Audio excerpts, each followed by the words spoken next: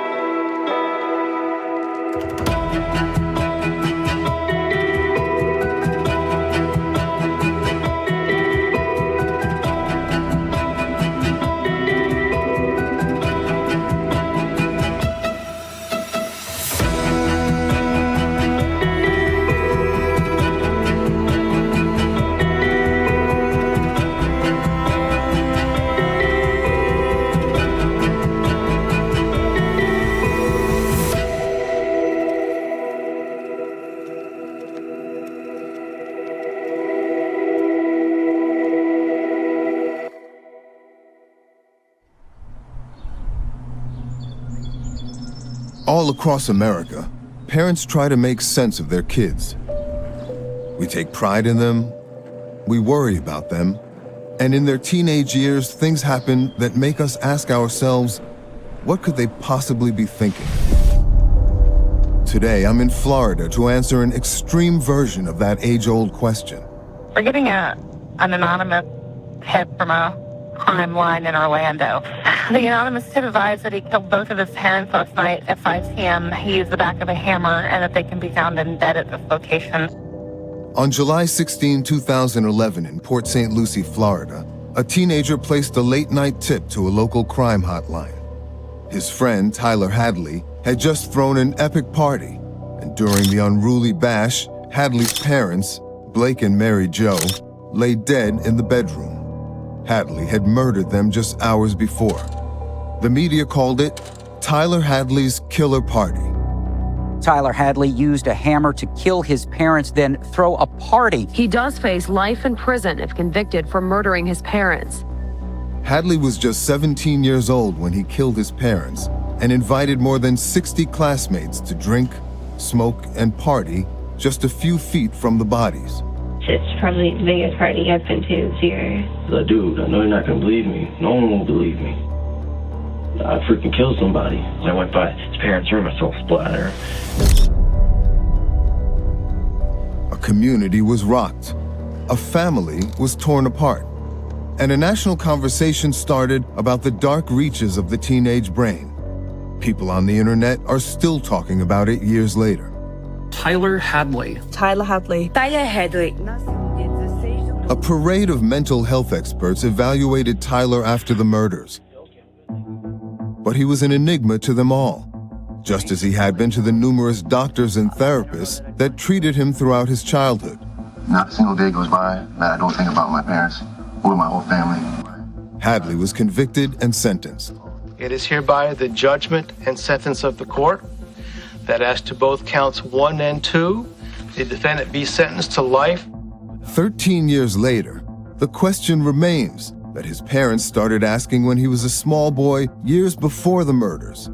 What's wrong with Tyler? The answer may lie in Florida, just north of the Gulf, where Tyler Hadley, now a 30-year-old man, says he's finally ready to talk for the first time about the crime and what he thinks drove his teenage brain to murder.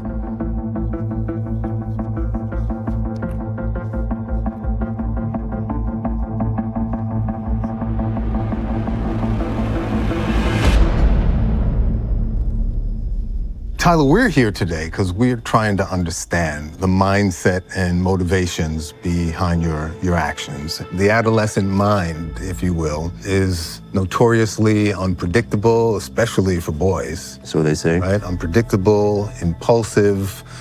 At 30, what does your 30-year-old brain think about your adolescent brain? What's he thinking? What's he doing? All he was trying to do was con and manipulate. There was really no need for any of that. Being an adolescent, okay, yeah, I understand you're immature and all that, okay, but it's just, I can't even explain it. Still a mystery to you? Yeah, I don't know. I can't even sit here and begin to explain that. There have been many accounts of your childhood, but none from you yourself. So tell me, how would you describe your childhood? It was what any kid would ever imagine would be an ideal childhood. Two loving parents who both had careers. You had one sibling, right? An older brother. It sounds like you guys were close. Yeah. You had grandparents nearby, aunts, uncles, cousins. You had a lot more love in your life than many people start out with. But it looks like you had mental health struggles. Yeah. And I'm just pulling all of this out of the case record and the public record. One doctor noted hopelessness, helplessness, worthlessness. Is that how you felt? I did feel that way, yeah. I feel like I wasn't really going anywhere, you know? Were you having that dialogue, the internal dialogue that I'm worthless, I hate myself? I think it was embedded in my mind ever since I was a little kid with that. Of your own creation, like nobody put it on you? No. And I don't even know where that came from. That started when I was like third grade, second grade. Throughout your childhood, I counted 3 psychiatrists, all trying to figure out what's wrong with Tyler. Yeah. What was that like for you? It was normal to me. Was it hard on you to go through diagnosis after diagnosis? No, I just didn't know what to do when I sat in front of those psychiatrists and all that. I never had any effective treatment as far as that, me talking to them. Though that was on my part too. I didn't what do you say? Engage. Yeah, I didn't engage at all. Depressive disorder, generalized anxiety disorder, social phobia, disruptive disorder, yeah. Conduct disorder, bulimia, hypothyroidism, acne. I imagine for a young child, it could have been very confusing. I didn't really think about it, because I never heard those terms. They never spoke those terms to me. From when I was 9, I didn't know what to do. And they just gave me medication. Can you even remember all of them? Yeah. Yeah? I remember that. I remember all of them. Lexapro was the first psychotropic antidepressant I was ever on. Oh, and Adderall was the first one. Adderall. Those first two were the same with that simultaneously. Right. You were on SSRIs. Yep. You were on thyroid replacement therapy, growth hormones, Zoloft, Celexa, Vivitrol. That's a lot. Vivitrol, yeah. That's a lot of drugs. Celexa and Vivitrol were at the same time. Zoloft and Adderall, when I was 16 again, they put me on Adderall again. Any of that help you in any way? No. Did it make things worse in some way? I don't know if it made it worse, but it wasn't working. When Tyler Hadley hit his late teen years, his parents had no clue just how dangerous he had become, or what the troubled 17-year-old would do next. I see 7 references to statements you made to friends about killing your parents. If you kill my mom, I'll give you my Lincoln. Yeah. They thought it was a joke. I thought it was a joke too until I just started thinking.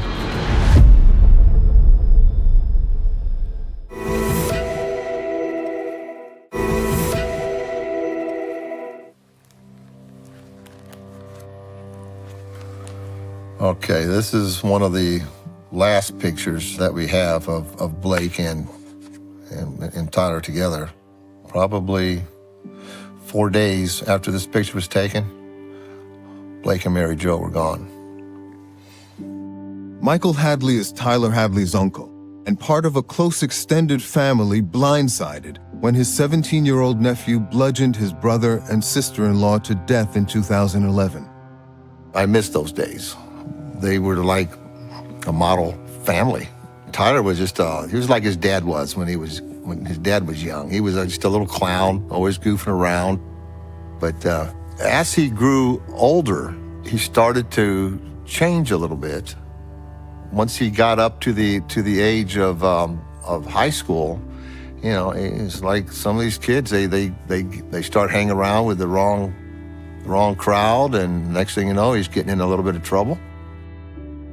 As Tyler turned into a teenager, his mood darkened and his parents despaired. In high school, socially, you gravitated to the proverbial wrong crowd. I think that they gravitated towards me. How so? It's because everybody says I went to the wrong crowd, but I think I was the wrong crowd. Oh, you were the wrong crowd. Your parents, he said, we caught him drinking, smoking, stealing, you were lying. Yeah, I was doing all that. Sneaking out. Can't trust him, they said.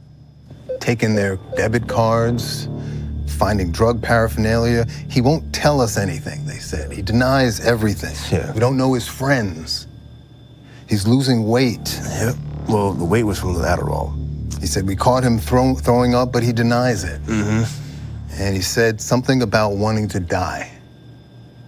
Yes. That's all true. All that is true. Your parents clearly picked up on it, right? They were trying everything they could to get you help. Yeah. You couldn't talk to them? I could have. You could have, but young Tyler. Yeah, he didn't. Didn't? No. How would you describe your parents? Saints. Saints? Yeah. Really? Why do you say that? Because they were. There ain't no other word for them. Always there for you? Yeah. Even when I was acting a fool, acting out, being an idiot. Yeah. At the time, I didn't appreciate it. And no one appreciated just how deranged Tyler Hadley had become.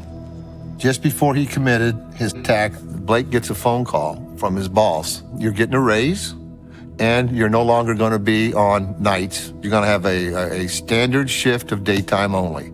And oh, he was so happy. You know what he told me? He says, Mike, now I get more time to spend with Ty. That's what he called Tyler. I get more time to spend with him. He was so excited about that. And Tyler, he loved his mother. Even as a teenager, he'd sit on her lap, you know, and laugh with her and cut up with her. It's just inconceivable to try to even understand what can go wrong, you know, with a human mind. It sounded like things went from bad to worse and put a real strain on your relationship with your parents. They took you to 2 different mental health substance abuse programs in the spring before the murders. Sounds like things were out of control. Were you afraid that they were going to institutionalize you? Oh, I knew they were. You knew they were? Yeah, it was in my mind. I think I wanted them to. Huh. And yet you resisted it. Why wouldn't you want the help? Because I wanted to keep on doing what I was doing. Is it possible that your anger towards them for imposing, you know, help on you, treatment on you, that became the kind of target of your rage? I think so. The Hadleys would punish Tyler for his destructive behavior, frequently grounding him and taking away his phone. At one point, they proposed checking him into a mental hospital for inpatient treatment, while he lashed out with violent threats disguised as sick humor. I see 7 references to statements you made to friends about killing your parents. They were brutal statements. Yeah, it was. It just... You would say things like, if you kill my mom, I'll give you my Lincoln. Yeah. I said that on a Facebook chat. She took your phone away once. You said, I might kill her. That was a year before. Who talks like that, even to your friends, even joking? I mean, what kind of kid doesn't call their mom? I mean, but with their friends, like, oh, my mom grounded me, you know, I said she took my phone. Or I mean, she's a, you know, I didn't. Hadley says the idea to kill his parents started as dark banter with his friends and then took root in his mind. They thought it was a joke. I thought it was a joke too until I just started thinking. Do you remember the first time you had that thought? Sitting at my friend Marky's house, drinking a bunch of beer and smoking weed. And yeah, that's the first time I ever had it. That was when I first started having the thing about the joke. That was when we first started joking about it. And then privately, I would sit there and think about it.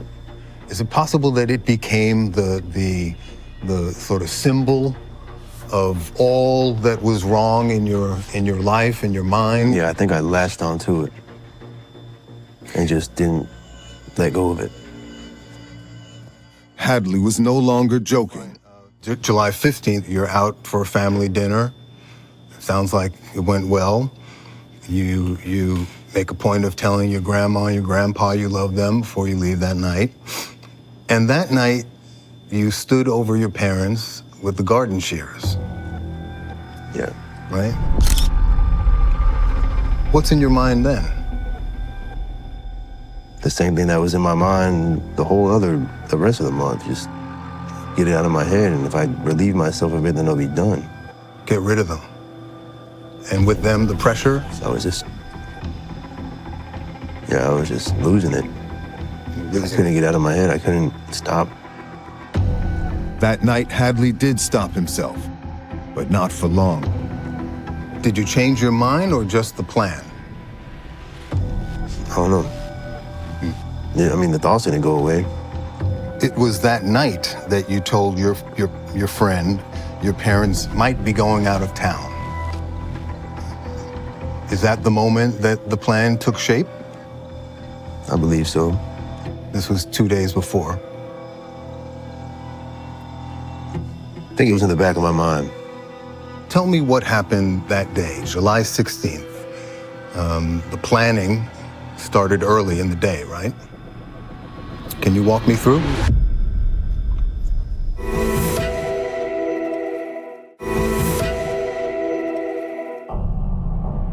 After a troubled childhood, teenager Tyler Hadley spent almost a year joking with his friends about killing his parents.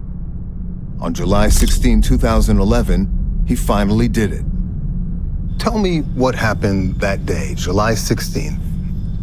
Woke up around 9:30 maybe, 9:10. Did you know this would be the day? No. Pretty early on in the day, you're communicating with your friends. You put the word out about the party. What's in your mind then? I couldn't stop thinking about it. I was losing my mind. I couldn't get it out of my head. I could not rest until I just get those thoughts out of my head. And the only way to get them out was to do it. Yeah. Tyler Hadley held an oversized claw hammer and approached his mother from behind as she sat at a desk. July 16th, by your own account, you stood behind your mother for 5 minutes. That's what you told somebody. I did tell them, but I think it was more 20 seconds. Felt like 5 minutes. Might have felt like 5 minutes. With the hammer. Yeah. And you struck her from behind. Mm-hmm. Yeah. She asked you why. You remember that? Yep. Did she face you at that point? I don't remember. I don't know. I don't know if she was facing me or if she looked back or what. Do you remember her asking you why, Tyler? Yeah. You kept swinging. Yeah. She's screaming. Yep. You remember blood everywhere? Yep. Do you remember what adolescent Tyler was thinking at that moment? No. Is he just in the red zone? Yeah. I felt my face contracting this way in a maniacal rage. I can't even contort my muscles like that and just attempt it. I can't even sit here and try to do that. But I felt my mouth this way. So your mom took 36, 37 blows, right? Yeah, I guess so. What else do you remember? I remember my dad running out. In the commotion, your dad came out? Yeah. You described a stare down. Maybe for a couple seconds. Couple seconds. Maybe a second. And I must have ran really fast because I got right to him. What's in your mind at that point?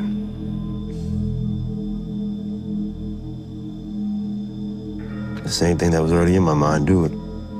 Do it? Yeah. You hit him. He also asked, why are you doing this? And I said, why not? You said, why not? And then I said, why not? And I just kept going. Kept swinging. Yep. Is he defending himself? Is he resisting? Yeah.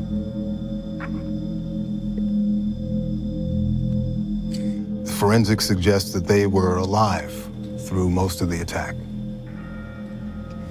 Yeah. One point in the record, you said that they did not resist, and that's when you realized how much they loved you. Because they didn't even defend themselves. Remember that? I don't recall saying that verbatim, but I remember somebody saying that I said that. Okay. Do you remember them screaming for their lives? Yeah. None of that could snap you out of it? It's blurry. It's blurry as time goes on, but yeah. But sitting here talking about it makes me recollect it, yes. You described it as a blind rage coming out. Yeah. You said, I was covered in blood, I was detached. I went into this sort of psychotic state or trance. Yep. Yeah. I had some sense of finality that it was over. All that compulsive thinking was just gone. Sounds about right. And then I looked in the mirror and I laughed. Tell me about that. I went in my bathroom mirror and I was covered in blood. Everywhere, my whole, everything. There was blood all over the place. And I laughed at myself in the mirror. Why? I don't know.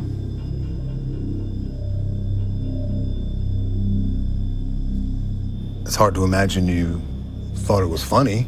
I don't think it was a funny laugh. Not It's more of a deranged laugh, more of a, I guess that is a little bit, well, I guess it's a little bit deranged, yeah. And what's your state of mind in the immediate aftermath? It sounds like almost like there's a sense of relief that it's over. Relief, but mechanical. What do you mean? Robotic. Just, I went, cleaned it, you know. That must have taken hours. I don't know how long it took. It had to take at least 2 hours. I threw everything inside the house, and everything I piled up in that one room. Why? I don't know. I was just ashamed. I couldn't look at anything. I couldn't bear to look at it. You felt shame at that point? I felt a little shame, yeah. A little in the back of my mind, yes. A little? It was starting to come. I mean, yeah, of course I felt shame, but I was keeping it down. I see. And I was terrified. I was petrified. I felt a petrifying angst, dread within the pit of my stomach, knowing that what lurks beyond that door. What you did? Yeah. And I just suppressed it. And I threw everything in there.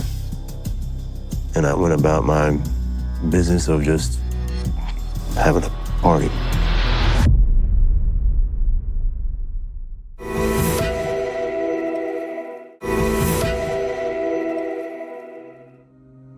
When Tyler Hadley was 17 years old, he inexplicably murdered his parents with a hammer. And then he threw a party. I think it's hard for people to understand the level of forethought and planning, what in legal terms, yes, is considered premeditation, but also the celebration, the fact that you partied that night. Can you account for that? No. What do you think young Tyler was thinking? I think he wanted one last blowout before he ends it. Before he ends his own life. Yep. Was suicide part of the plan? Yeah. It was. I was gonna back the car up in the garage and kill myself by carbon monoxide poisoning. With his parents' blood still on his hands, Hadley texted friends announcing that his parents were out of town and the party was at his house. I mean, I remember talking to somebody calling me, right? I was telling them directions and I'm covered in blood. And I'm just like, yeah, come on, it's gonna, I'm just sounding normal. And nothing could snap you out of... It was already over with. What did you think was gonna happen next? I had no thought that I would get arrested. Really? Not at all. Once word got out that there was a house without supervision, teenagers from all over Port St. Lucie flocked to his place. Hadley drank, smoked, and took selfies while the dead bodies of Blake and Mary Jo were just a few feet away. During the party and after the party, there was rumor that perhaps that Tyler may have killed his parents. You could barely walk through the house. There were so many people. How long have you known Tyler? I want to say about 2 years. Tyler came and sat down. He just looked so lost and had this blank stare on his face. Like, dude, I know you're not going to believe me. No one will believe me. I freaking killed somebody. I was like, why do you have to go? And he was like, Tyler's parents are dead. And I was like, stop playing with me right now. And he was just like, no, I'm not playing, sorry. Some complained of an odd smell. Some saw blood in the house. One saw much worse. He opens the back door just a little bit. He's like, do you see that? And there's a leg. I'm freaking out. The scene painted a dark portrait of the teenagers in this small Florida town. And he said to me, wouldn't it be cool if I killed my parents and had a party? And everybody thought the kid was just playing. Over the course of the night, Tyler bluntly confessed to his friend what he had done. After he told me, I didn't believe him because he's been my best friend forever. I would never suspect anything like this. And I was looking around. He told me if I look at enough, I can see signs. I looked on the floor, I could see signs of blood. And that's when I went around back and looked in his parents' bedroom. Hours later, that boy and another friend called the police. I had no thought that Michael would report me, nothing. That wasn't even a part of my mind. I wasn't even thinking about it. A few hours after that, on July 17, 2011, Tyler Hadley was arrested. Your name is Tyler? Okay. You had a party last night. I'm going to read you your Miranda rights. Are you familiar with those? The first one is you have the right to remain silent. I get this phone call. I answer my phone, and it's my dad. The only words he said was, Mike, Blake, and Mary Jo are dead. And I just almost dropped to my knees. I said, oh my God. My daughter's husband was able to drive us to Stewart, to Mom and Dad's, where everybody was meeting with the detectives and the police and all that. That's when we found out what had happened. What kind of a human being can do that? I don't.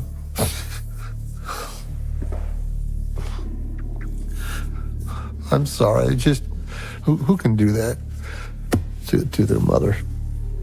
I can't understand it. I just can't. Even today, 13 years later, it still upsets me. Excuse me. The next day, I went over there. The yard was completely trashed with whiskey bottles, beer bottles. They just trashed the heck out of it.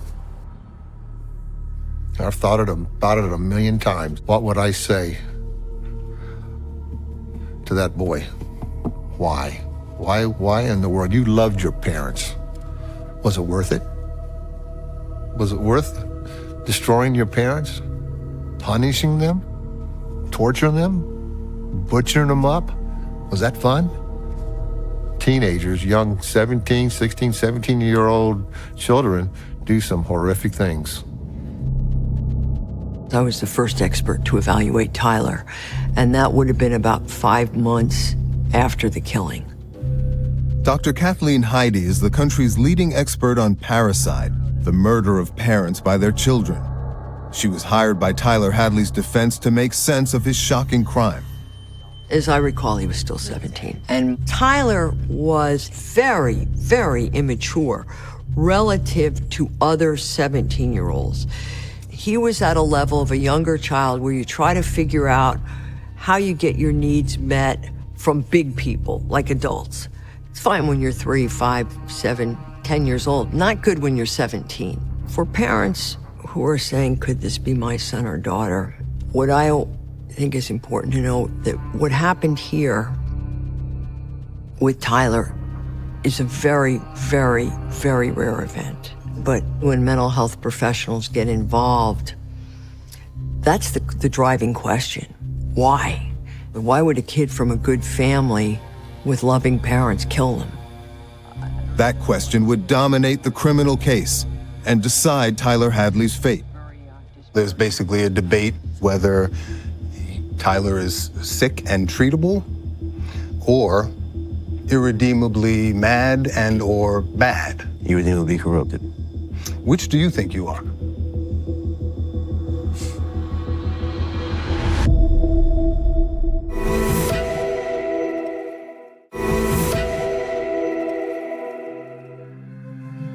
A legal controversy swirled around the case of 17-year-old Tyler Hadley.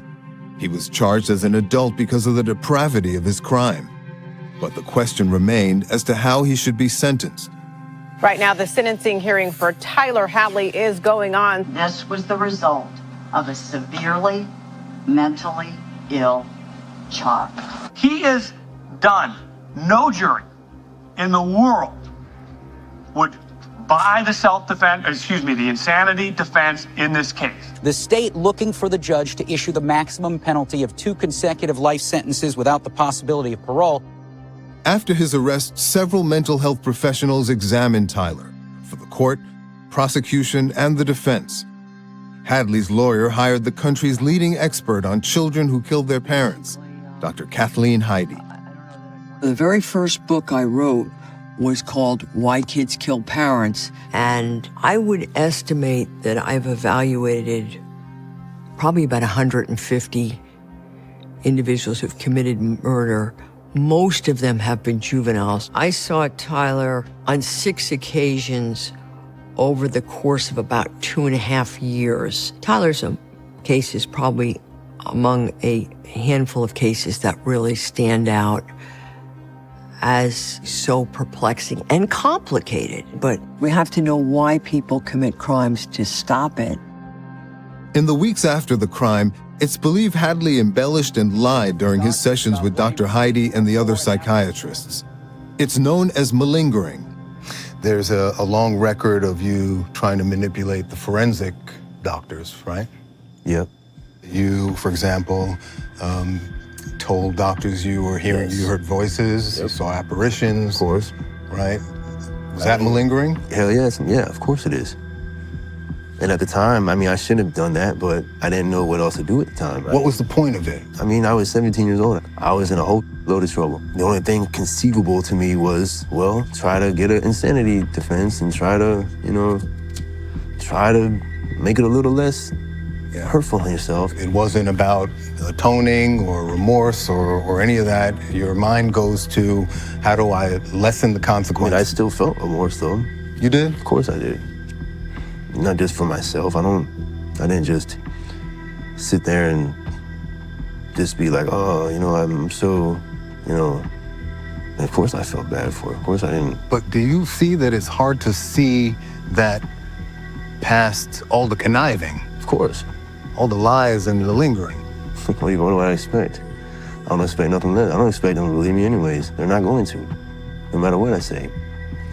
With Tyler, the defendant at times did not tell the truth. But as a mental health professional or a forensic evaluator, you don't want to rely exclusively on what the defendant tells you, because the defendant who's facing murder charges may lie to you and has good reason to, from the standpoint that he or she is facing very serious consequences if convicted.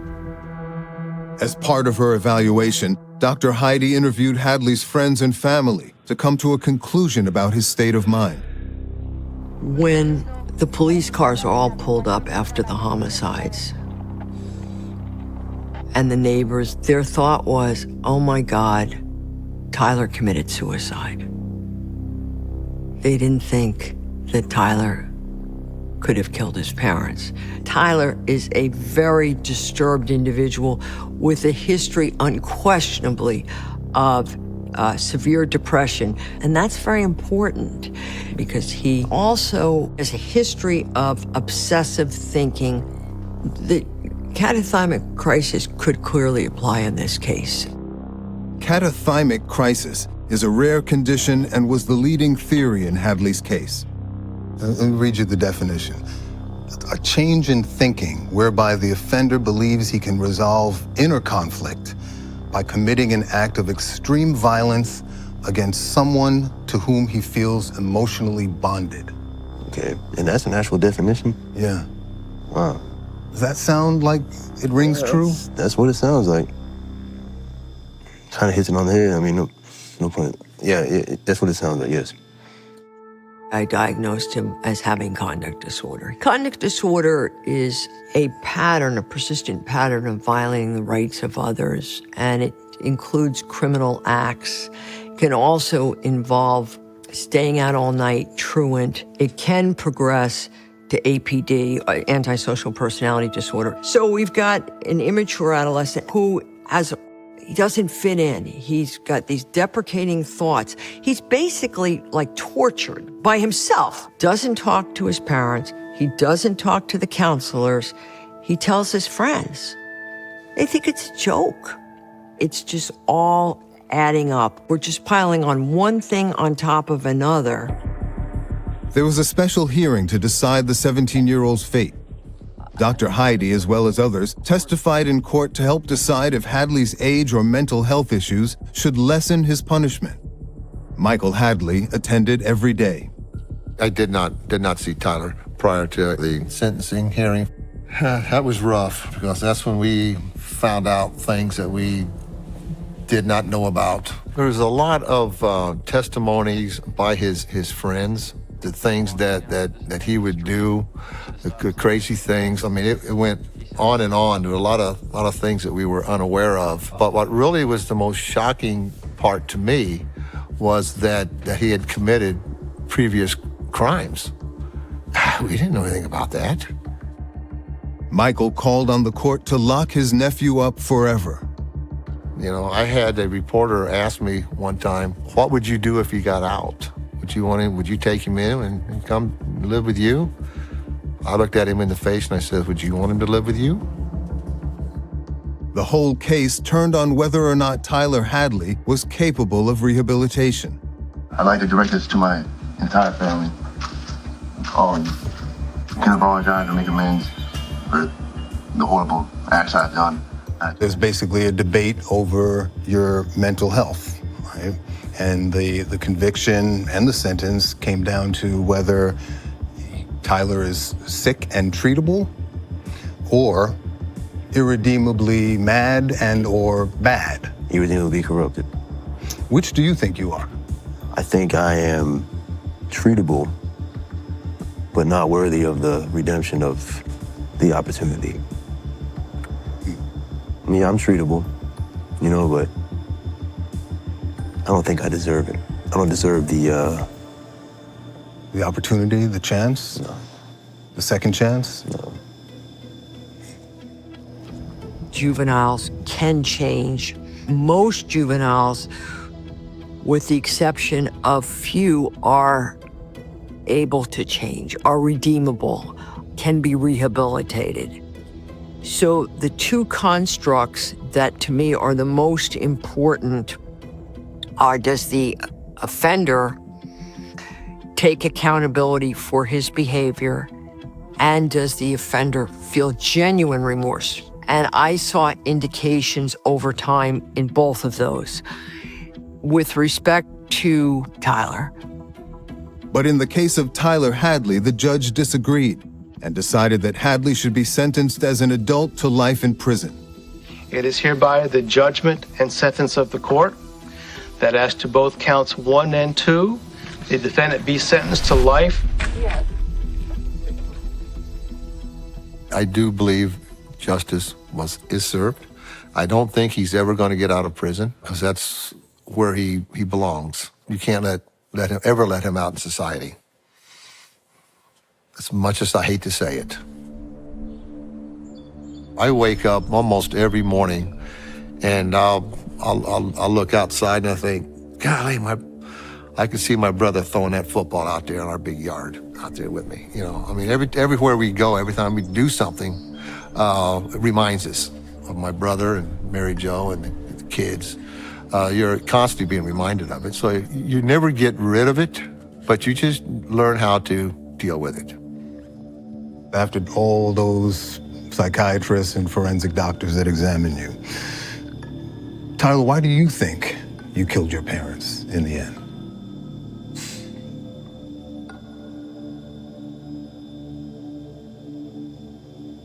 I don't know. Still don't? I can't. I think it was to stop all of our pain.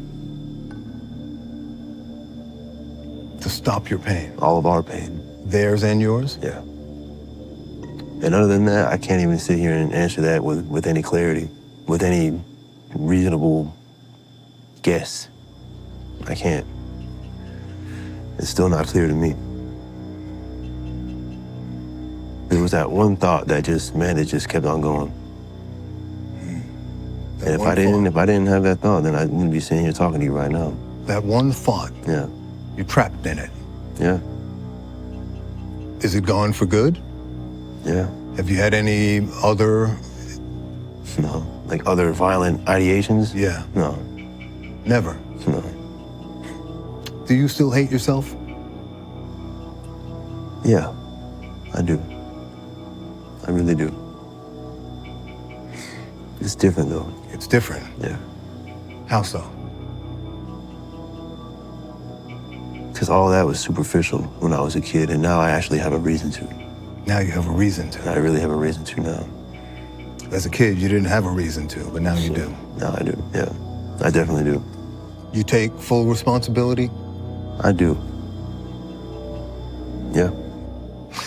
When you were young, your 3 wishes were 1, to get out of jail, 2, have this whole thing go away and have your parents back, and 3, have a lot of money. In that order. Yeah, that was 17-year-old Tyler saying that. What are your 3 wishes now? Got 1 wish. You got 1 wish? Got 1 wish. What's that? I wish I can go back in time and just not do all this harm.